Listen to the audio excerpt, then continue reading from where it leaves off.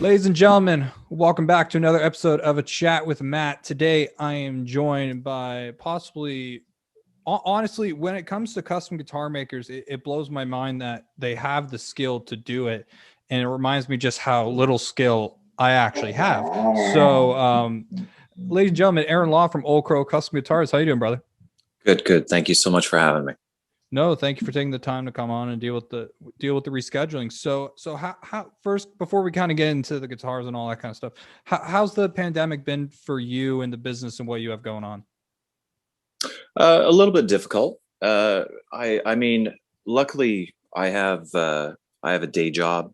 I have a home shop, day job where I repair guitars, and that's for distributor for Gibson guitars. That's the 9 to 5.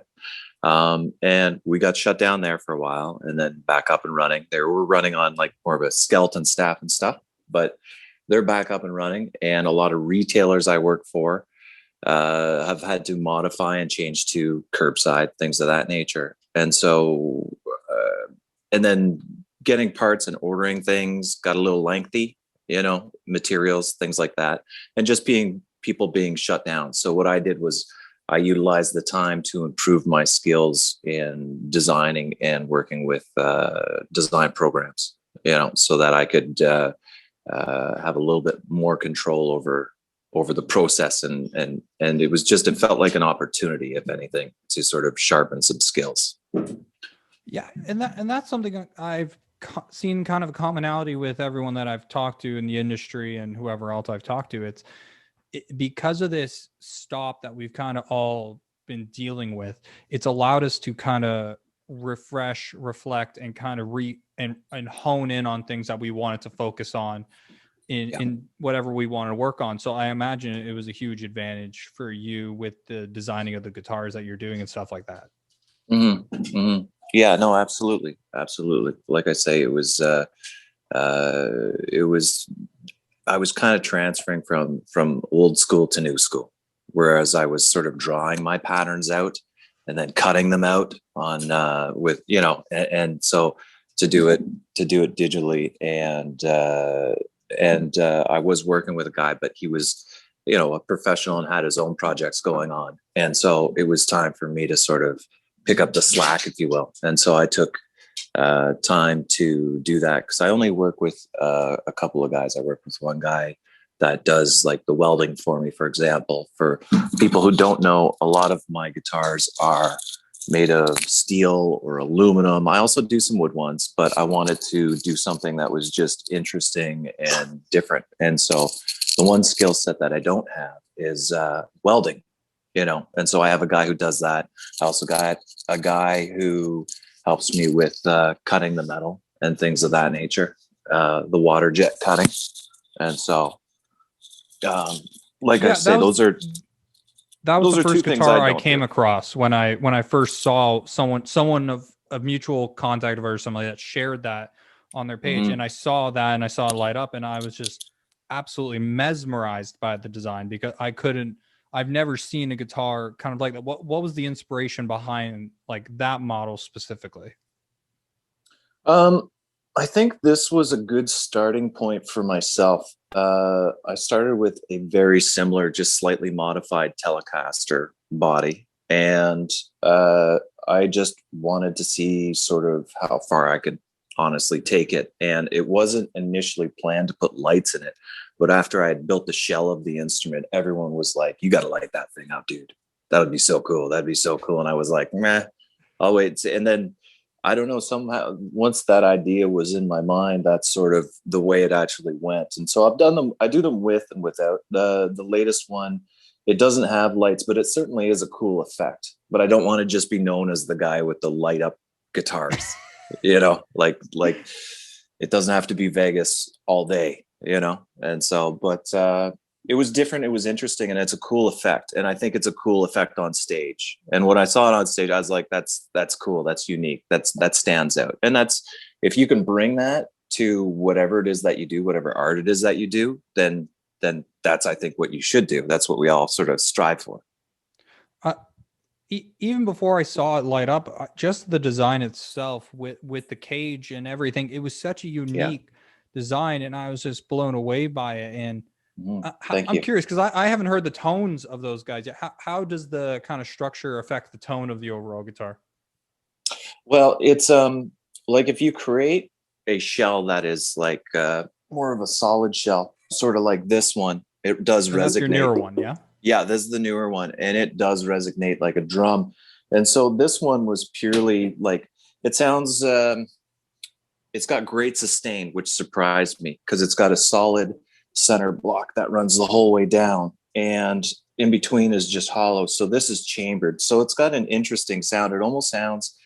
Uh, it's almost like a semi-hollow body Telecaster, which people do make. I've made, and so it's but the sustain I got out of them, and I was just like, it was above and beyond what I thought it would be, and I really, really liked it.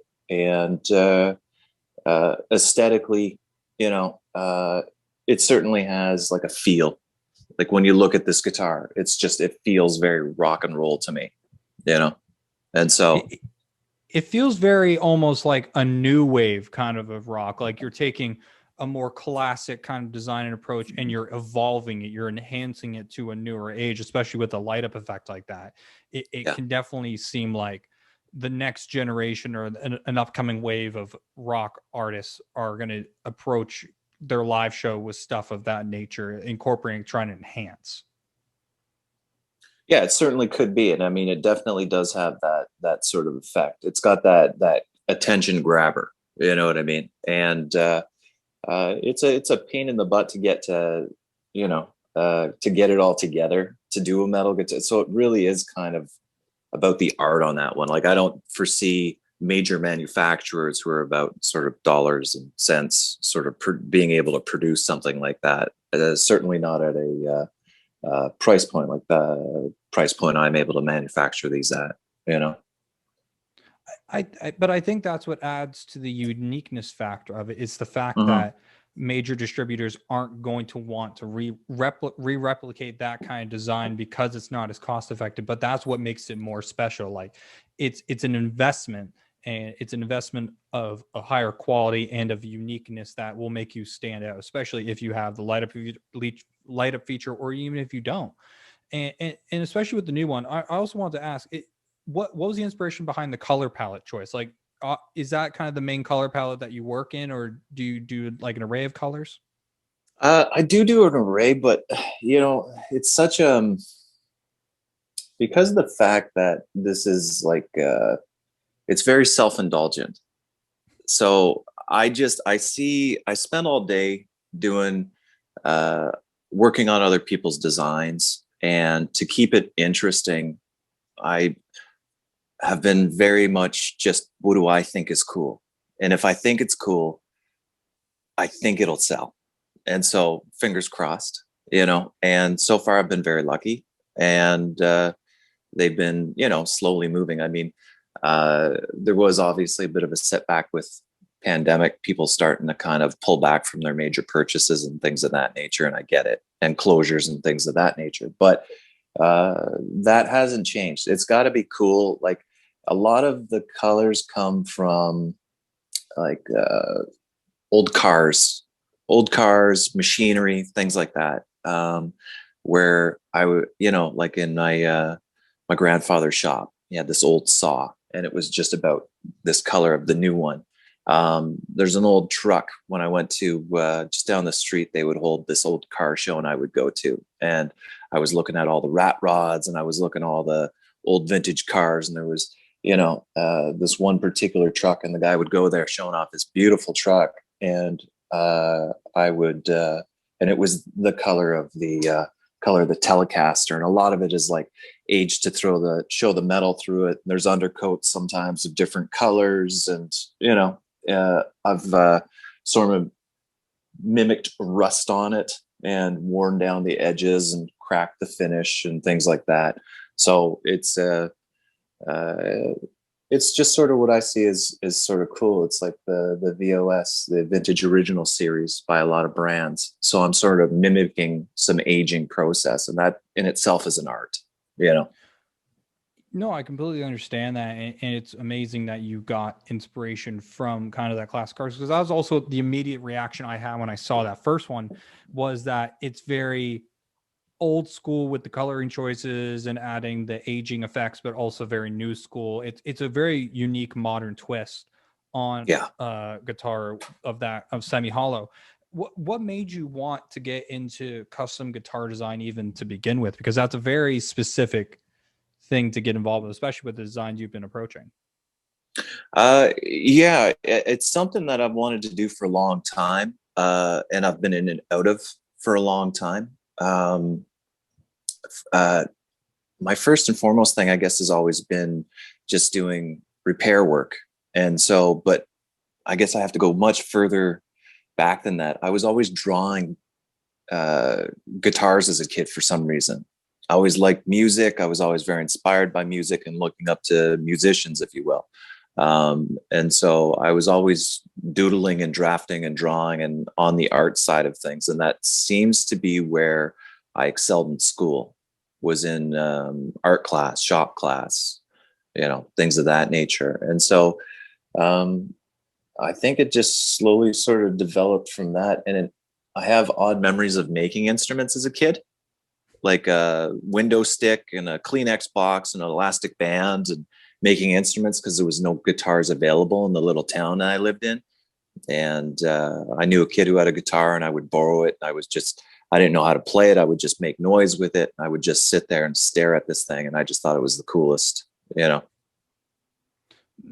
It's so amazing that even from a young age, you had a passion for exploring that kind of thing. Because something I've talked about and recently with a couple guests I've had is kind of that initial moment you've realized what that passion is, kind of like that spark, that ignition that you kind of carry with you onwards, and it kind of evolves and shapes into what you're doing now. And I Mm-hmm. have to commend you, because the fact that you're pursuing your artistic vision and you're pursuing what you think makes sense and what you like, because something that I think is lost on a lot of artists, both visual artists, musical artists, anything, is the focus on the commercialization, the focus on the monetary aspect of it. And the fact that you just want to create something that you enjoy looking at, that you enjoy playing, and that you think other people would appreciate. Because the biggest thing in sales is people, especially now with the pandemic and people not being as connected, they are looking for that authenticity. They're looking for that connection. And I truly see that in the work, because just seeing you talk about it, and just seeing you talk about like way back when you drew designs and all that kind of stuff, like you kind of lit up a little bit. We're on a Zoom call, obviously, so I'm not seeing you face to face, but like you lit up talking about it because you're passionate about it. And that's something that I think we need a lot more of, especially in this industry. And I think we are seeing a lot more of it because of the pandemic. But what were some, like, younger, when you were drawing some of the guitars, like what were some of the musical inspirations that you were listening to or seeing people play certain designs or all that kind of stuff? Uh, I think it started with ACDC and Mm, the SG. And I was a huge SG. That's where it sort of started. And it was because it was different, and it was very rock and roll, and it was almost evil with those horns on it. And it just but there was also like a lot of, every time I saw one, it was always interesting. And a lot of the blues players back in the day, they had the craziest guitars and the craziest shapes. And then I remember like ZZ Top, and they had the spinning guitars. They used to hook them up to like a belt buckle or however they did it. They used to have the furry spinning guitars and stuff like that. But uh, even when I started to, save up my money as like a teenager and stuff like that, and buy guitars, I would modify them. I would speaking of an SG, I had an Epiphone SG, and I had 3 humbuckers in it. I had an acoustic, and I put a humbucker in it just because I thought that would be cool. I had one that went an acoustic that went south, so I just took it apart and put it back together. And I like to think I fixed it, but I certainly gave it the good old college try, anyways. But just things of that tinkering and that sort of mentality of like, let's see how this works. And uh, doing this has brought like a brand new joy to something that I've been doing for a long time, working with guitars. And so designing these, and so it's kind of like, why not go for it? Why not go interesting, go a bit bigger? What do we think is cool? And you know, I think I'm going to push out some more designs this year as well. You know, that'll be, like I say, even further away from the normal. You know what I mean? Than what I've currently got. And so, but it's a process, and we'll see where it goes. Like I said, that's truly amazing. The fact that you want to continue exploring and expanding and coming up with these unique kind of designs, and thinking about like the approach from what I've gathered from this conversation so far is the approach you have when it comes to designing is literally just you have an idea and then you evolve it into something that could be plausible while maintaining your artistic integrity. And I think that's truly remarkable. Yeah. The latest one, I mean, uh, because I've confidence in my knowledge and abilities, it's sort of like the spaghetti sticks to the wall quite often. It's done. It's good to go. But it's about sort of exploring and trying things. And like I say, even this latest one, like I've modified that drawing 4 or 5 times. I've printed off, various designs 4 or 5 times. Luckily, I only messed it up one time. So I've got a body in my shop that was like fully welded, fully finished, went to put it together, and it just wasn't quite, the cutaway was just a little bit too tight. There was just these little things. And a lot of people were like, no, you could finish this. And I was like, no, I'm not putting my name on that. And so basically started from the ground up again, and it's nice to have, also, as awful as this sounds, it's nice to have like it's also a good thing is to have like full control over it. Like it's just me, you know what I mean? So if I put my name on it, it's got like, I've got to back it up. I've got to like, every grind, every weld, every, is gone over. And every time I put one of these together, it's like, it doesn't go anywhere for a couple weeks. Like it's got to sit and sing, and I've got to absorb it and set it up and tweak it and make sure everything is good to go. Yeah, it's kind of what I wanted to touch on next is like, I'm very curious about the process from kind of like conception to a finished product, designing and creating a guitar, whether it's either a new design or it's a design that you have out and you're going to give to a client. Like walk me through that process. I'm very interested in that.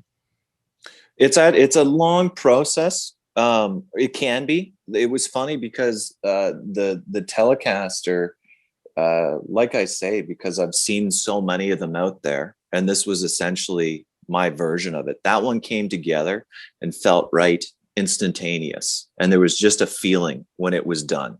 Every step along the way, excuse me, was just like boom, boom, boom, and it just kept growing and growing until it was complete. And it was a great way for me to start. Whereas this one was a pain in the butt. That one, it was a fight. It was a lot of like, it did every step. I did get that feeling like, yeah, that's it. You know what I mean? And didn't go further until I got there. And then, you'd run into some sort of like, picky little technical thing. And like I say, I had one of the bodies fail, and it was just slightly a little bit too tight in here. And that's why it's in the shop. You know what I mean? And it's covered in marker and stuff like that, and lines that I drew on it to go, this is what I want to change, and all that sort of stuff. But that one was the same thing. It was like the process of it finally sort of the design and just looking at it, it finally went like, yes. And then to the next step. And then when that was all together and everything lined up, because guitar is just essentially measurements and on, you know, every guitar is just essentially, I'm trying to think of how to say it. Like it's essentially set to, like it's either right or it's wrong. I'm trying to think of a way to explain it without getting too crazy or too technical. And so it's basically just a bunch of numbers on a page before it ever becomes a guitar. You know what I mean? And things have to line up. Like you can't go too crazy. There's certain positions for certain parts. You know what I mean? Specifications, I guess, is the word I'm looking for. You'll have to excuse me. It's been a very long week. Oh, I feel you on that. Mm. What's the average time frame for a new concept? Like how long do you think, like for the one you just released recently, for example, what was kind of like the time frame on the creation to release schedule, and then kind of like also for when someone wants to get a guitar that you already have a design of, what would be the time frame for that kind of thing as well? I think at this point, I'm basically, because I'm so self-indulgent at the moment, it's basically once they're ready, I then sort of say like, this is ready. You know what I mean? I sort of say, this one's for sale. Here's the price. Because another side of this that admittedly you will see happen, but I'm working with someone right now, which is to get a website, to get a shop, to market yourself. You can have the best podcast in the world, but if you don't market it and get it out there to people, you know, and it's the same thing with guitars. You know, I know lots of guys who make brilliant guitars, but they don't sell because they don't do the proper marketing and website and stuff like that. And that is something that I will have to work on myself, you know. But I mean, I'm fairly new with the old Crow custom design stuff. And so it's only about 2-3 years now. You know what I mean? Oh, absolutely. Mm-hmm. Why do you think, and especially because I've noticed that with not even just guitar designers, but just a lot of artists in general, like a lot of them don't have a difficult time kind of pushing themselves in that marketing. Like what do you think is the drawback for people in that world having difficulty either marketing themselves or just trying to figure out how to work it exactly in a way that makes sense to you? Well, it's all new and it's exciting and stuff like that. If you can make it exciting, like I love to show off my guitars. This is exactly why I'm on your podcast, because I love to talk about the art and show and sort of show them off and stuff and talk about it. And it's sort of the technical side, the unfun side, if you will, the paper side, but it's got to be done. And it's a necessary evil, you know. And you also, I think I was talking about this just the other day, because there's stuff in the works like a website and things of that nature. And so it's like without that stuff, you're sort of just a ghost. You know, people want to know, you know, and there's also here's the thing that excites me is I want to do more videos on how I make the guitars, the materials, what they're made of, and sort of each one is an individual sort of little piece of art. And this is how it came together, you know. Or even it could be as simple as not every individual one, but for every model and stuff like that. And so I've been working more towards that. And that's something hopefully, but that's the type of thing where that interests me. And so that gets me excited for the marketing side of things, you know, making videos and posting videos. And it's just like the only thing I have currently is Instagram, because that's worked up to this point. But, you know, it's something that I will outgrow. You know, that's the hope anyways, is that they get moving, they get a little bit of steam behind them, and that stuff sort of takes time.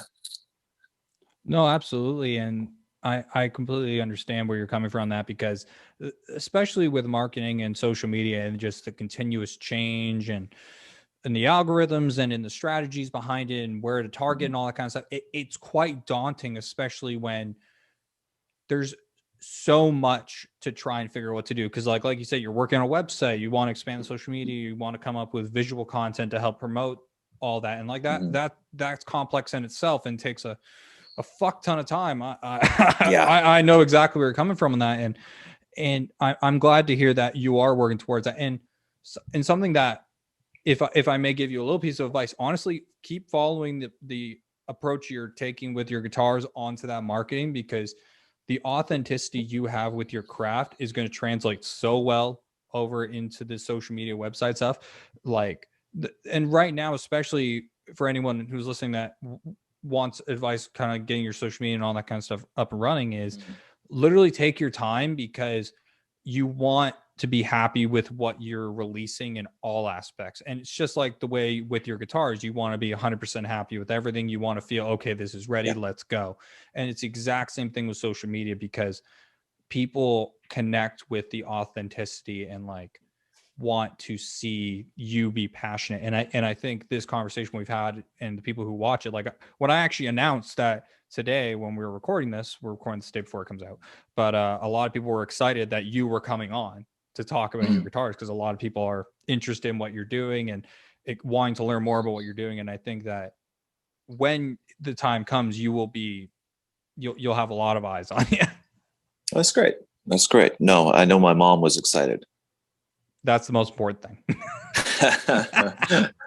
Yeah, no. And I mean, in my case, it's got to be right. It's got to be right. My name is on it, and I think if more people think of it that way, rather than rushing the process and stuff of that nature, to get things done, especially when you're like the high stakes of like delivering it to someone who's like a real pro, you know what I mean? And it's going to go on stage. You kind of have one shot at it, as far as I'm concerned, at a first impression.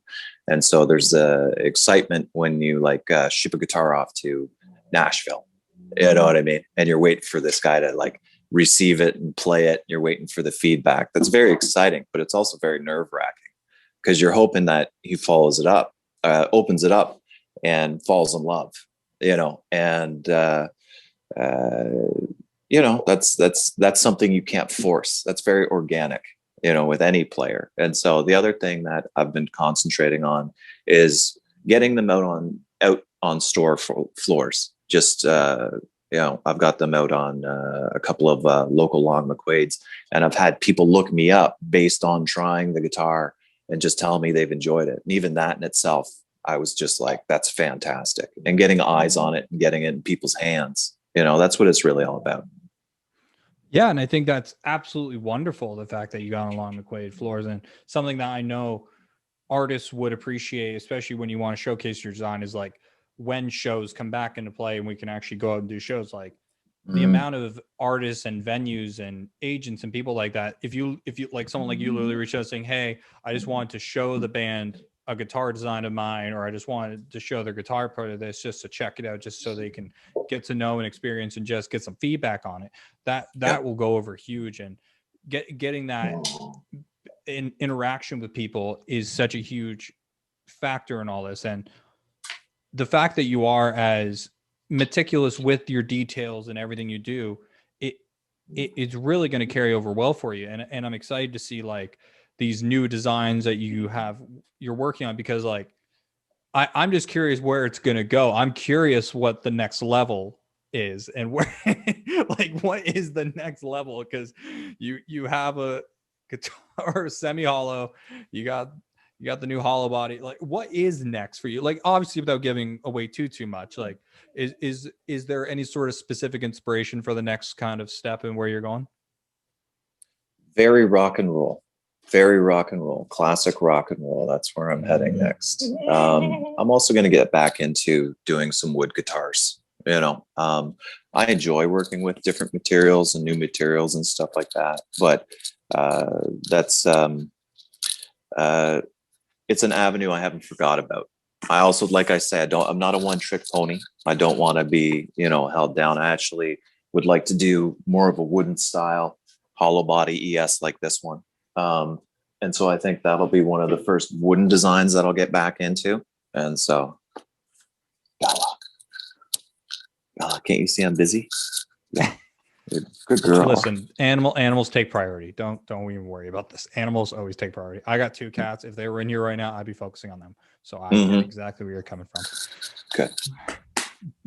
But no, honestly, man, like I respect the hustle. I respect the game and the fact that I'm so happy I got to have this conversation with you, because I love seeing people who are passionate about their creative projects and pursue it, and have been doing it have been wanting that passion for a long time and turning it into something that I feel once you get going on this, it's going to go very well. And Bella's just being a big suck, which I would get, because I would do the exact same thing.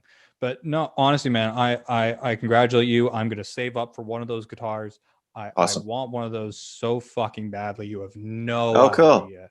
Every time I see it, I literally show my girlfriend, I'm like, I need this in my life right now. And she agrees with me. And that's what I'm going for. I want people to see it. I want people to be like, what in the is that? You know what I mean? I have to like pick this up. I have to try. I want it to call out to people when they see that stores. You know what I mean? And so that's a big element of what I'm going for, is that sort of like interesting, that wow factor, that, you know, I want to pick it up. I want to play it, listen to it, hear it. You know what I mean? And yeah, no, that's a big element of it. And I think that hopefully we'll get things going on even bigger and bigger. It's a very interesting time to talk about it, because it's sort of the beginnings of things. You know, it still feels like the very early stages of this, and so I'm looking forward to growing and developing this, and we'll see where it's at. And I mean, if this is as far as it goes, and I'm just building these one-of interesting guitars, then that's where it's at. That's fine. I'd regret not doing it. I'd regret not taking the swing and going for it. You know what I mean? I don't want to be looking back and going like, you know, I really should have done that.